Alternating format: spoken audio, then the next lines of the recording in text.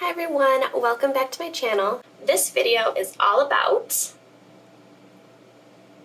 I wanted to do something different with this next series of videos. Normally, my video is an entire project from start to finish, but this next project, ooh, pretty. I wanted to break it up into several smaller videos going more in depth with each step of the process. So that way I can explain things a little more, maybe help you guys out a little bit. So at the end of this series, I will be giving away this Suncatcher. This could be yours on my Instagram page. So if you want to follow me on Samantha Ashley Glass, and you can look out for the giveaway, and then you can enter it. Cool. Alright, so let's get into the videos. So here is my grinder. I recently treated myself to the grinder. Let me show you what I used to use. So I have two Glass Star grinders down there. I used to have a third one, but it died, so I just tossed it. But anyways, so now I have this one, and I love everything about it. I love the light, I love the eye shield. I mean, I still wear goggles just to be safe, but it helps a lot of the backsplash of glass. And then this drawer is really nice. So let's go over some of the bits. So right now on my grinder, I have a standard grinding bit, which is this one. It's standard because it gets the job done. If you push your glass against it harder, it'll take more off. If you push lightly, it'll only take off a little bit. It's a standard grinder bit. I also have, they also make a coarse grinder bit. That one you want to use if you're trying to shave off a lot of glass at once. Like if your cuts are really off, or if you're trying to get in a really deep curve that you couldn't cut out, you can use a rough bit grinder bit. There's also a fine bit. This one stop going out of focus. This one I mostly use when grinding mirror, because you don't want too much of the mirror backing to chip off. Same thing with the ultra fine bit. This one I mostly use for mirror. You'll see, since it's super fine, it wears off very quickly. But you don't really need that one too much. And then of course there's different diameter sizes. And then there are the 1/4 inch and 1/8 inch diamond jewelry bits. So these, well, in this case, these just screw in on the top here. But there's also, there's a whole platform you assemble, and then you can use the smaller bits for very tight areas, or if you want to grind a hole into your glass, you can use that. Okay, so that's enough of that apparatus. Okay, now we're going to get into the process. And like I said in my previous video, and what I will say in all my videos, there are many different ways to do every step of the process, and what I'm showing you is just the way that I like to do it. You might not like it, it might not work for you, you might love it. You just have to try different ways and figure out what works best for you. So what I like to do is I take my pattern and I put it in these plastic scrapbook sleeves. That way, after I'm grinding and I bring it back here to check, I'm not getting water all over my paper pattern and ruining it.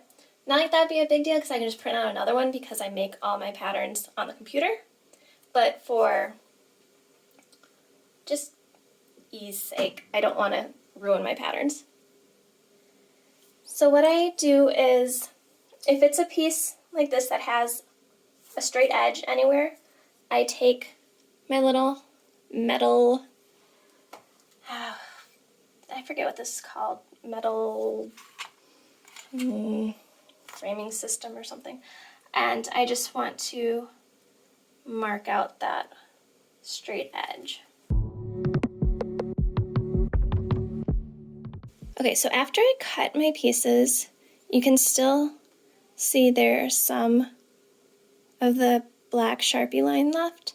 So that is what I want to grind off. And of course there's some sharp edges here. So if I didn't have any markings on here right now, I could put it on here, put my piece on here, take my marker, and then just trace where I see lines through it. If this was an opaque piece of glass, then I would take my cutout pattern piece, put it on top, and then trace. But since I already have the lines on here from when I was cutting, I'm just going to go ahead and grind all my pieces where I still see paint lines. And then I will come and check how it fits. So, alright, and I like to wear these rubber finger cots just to protect my fingertips from getting cuts. You can wear these, you can wear gloves, you can wear, you can buy these little, what are they called? I want to say cookie cutter, but it's not. It's like a, I don't know, grinder cutter thingy. It's round and helps you push the glass so you're not cutting your fingers up.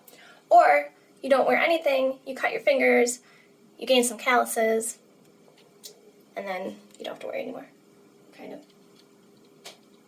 Alright, let's just start grinding. I ramble a lot when I don't know what to say. So anyways, what I'm just doing right now is going around the edge, getting rid of any sharp edges and the rest of my paint line that you can see.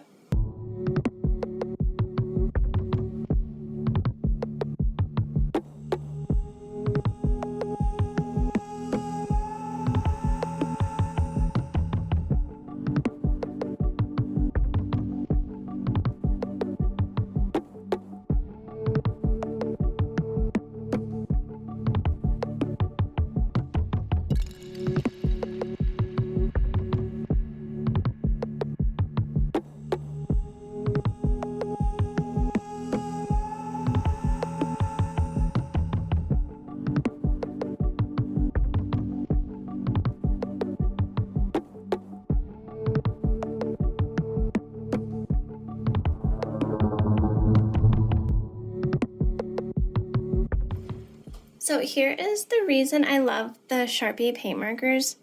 I don't know if you can see it. There's still some of the marker on here, and I've been grinding in water and it hasn't come off. So, oh, look how pretty that is. So pretty.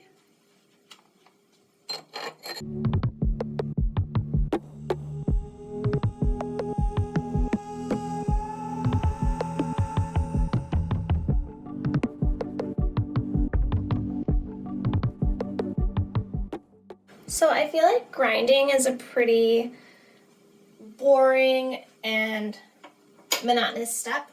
So if this video isn't very helpful, I am sorry. I don't know how in-depth you can go about grinding. But if you have any questions, put them in the comments and I will happily answer.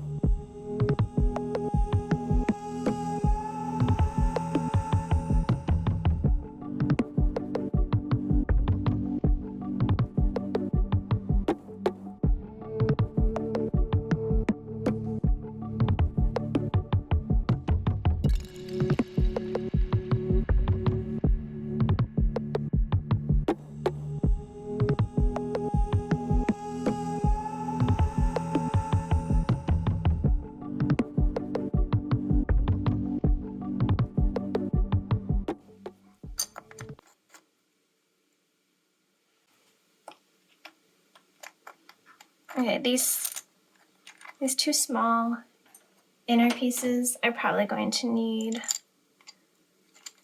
a lot of grinding for sure. Okay.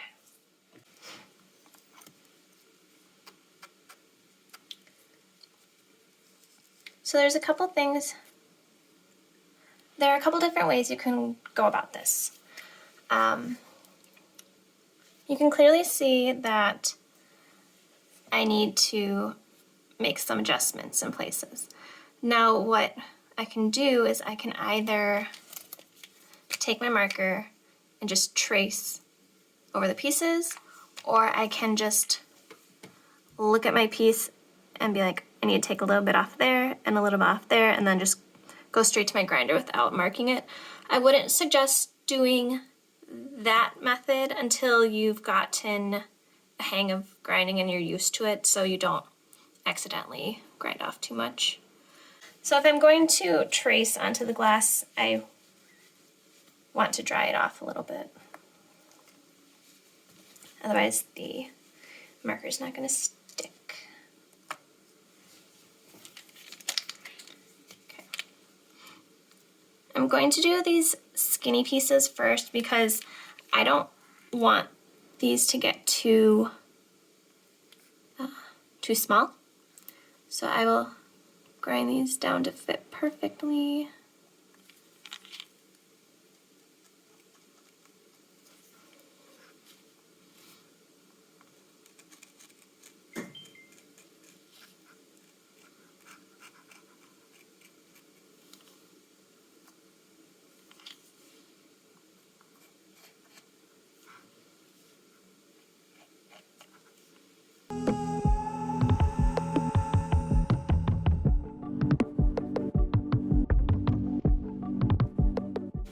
Okay, so let's take a look now.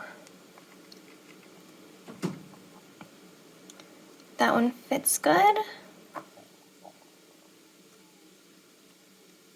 This one fits pretty good. I might want to take a little bit more off the top there.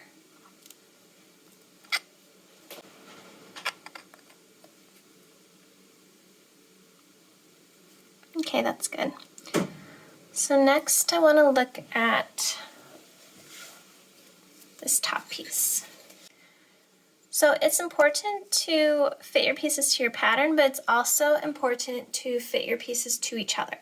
So this is one piece, and then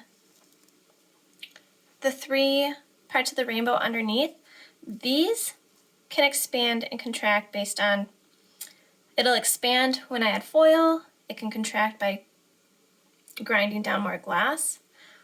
So what I want these three pieces to fit well in with this piece here, because this piece can't get bigger.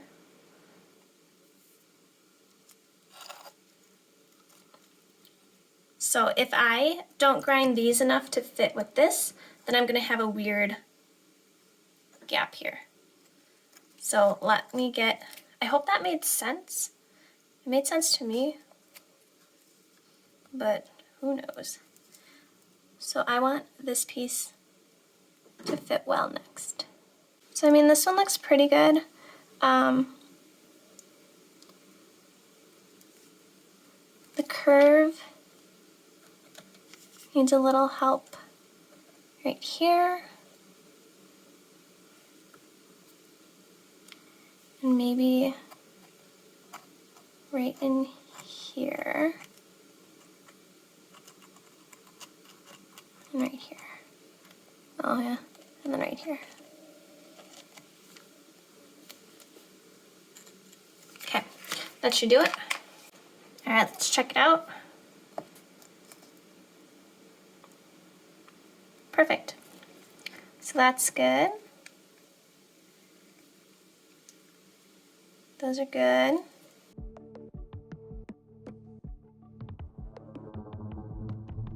Okay, now this inner curve needs some love. and up here.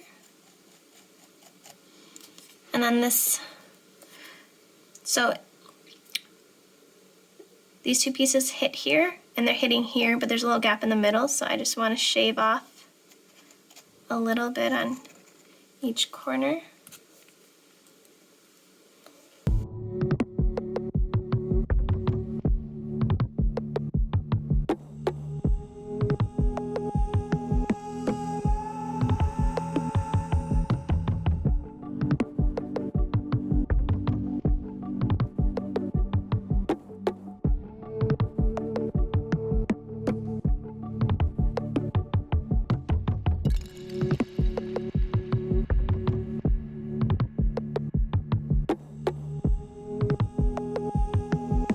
Okay, looks like the piece fits together really well.